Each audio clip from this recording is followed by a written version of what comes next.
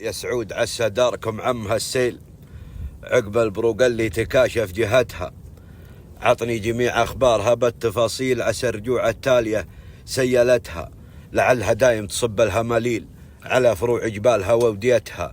دار الربا وفيها رجال المشاكيل، من سابق التاريخ محد شمتها. حماية الخايف ودقاقة الهيل وعوق السمين اللي تموح ذنبتها. لو كان مرجي من وراهم محاصيل، ما الرجال تحب من سامعتها. وفي ضفهم راعي العيون المضاليل اللي يذوب القلب من سلهمتها. اللي أقبلت قامي تكفكف دج الليل، كل الديار المظلمة نورتها. واليد برت غطت جسدها المجاديل، بين الخلايق لو تعرى كستها. انكفته مثل الغصون المحاميل، ومفلته قامي تثنى تحتها. تسنى السبيب اللي ليماحت الذيل، راس تعدى راسها ورقبتها. صفرا وهي بعذارها سمعت الخيل أشد من ضرب الدفوف رجفتها. وقامت تشيل بنفسها فالسما شيل، وصاح النذير وسبق الخيل جتها. خيالها دايم على خصمها الميل، اللي فرق رجليه عن معرقتها.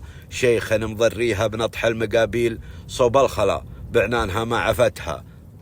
تفرح بهاللي ما وراها رياجيل، وغارت عليها خيل قوم خذتها.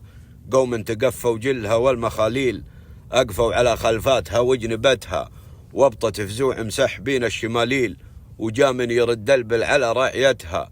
جابه لها وقت الحرج رب جبريل، بنت الرجال اللي كبير انبختها. وقامت تغطرف بالغنى والمواويل، وجا عندها شوشاش من غطرفتها. قامت تجر الصوت عقب الولاويل، الولولة بالغطرفة بدلتها. ونادالها يم الحلق والخلاخيل، وين اتجاه القوم يوم اقتفتها. وقامت بذرعان انزهتها المفاتيل، تنعت وراهم لين وكد نعتها. ولحق بسيف لمعته مثل الستيل، وصفرا اللي جات الحلاها طمرتها. وما بهم مثل الهوى بالمخايل، ضيق بهم جرد السهال وسعتها.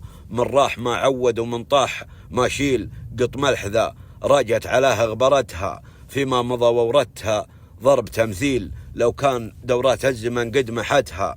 دنيا تفرق شمل جيل بعد جيل، قدامنا كم عالم فرقتها. دارت بنا الأيام مثل المحاحيل، عنها نحت فيه وعني نحتها. نحت ولا جتني خطوط ومراسيل، وليا كتبت رسالة ما قرتها.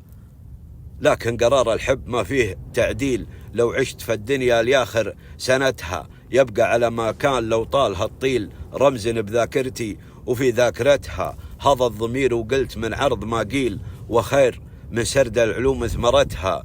اخترت ما تصلح عليها التعاليل، بين الرجال اللي تصوغ امثلتها. بعض الرجال يقابل الكيل بالكيل، وبعض الرجال تغرها معرفتها.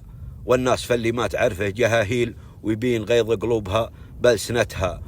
تعرف فصيلة دمها بالتحاليل، وتبين جنسياتها من لغتها.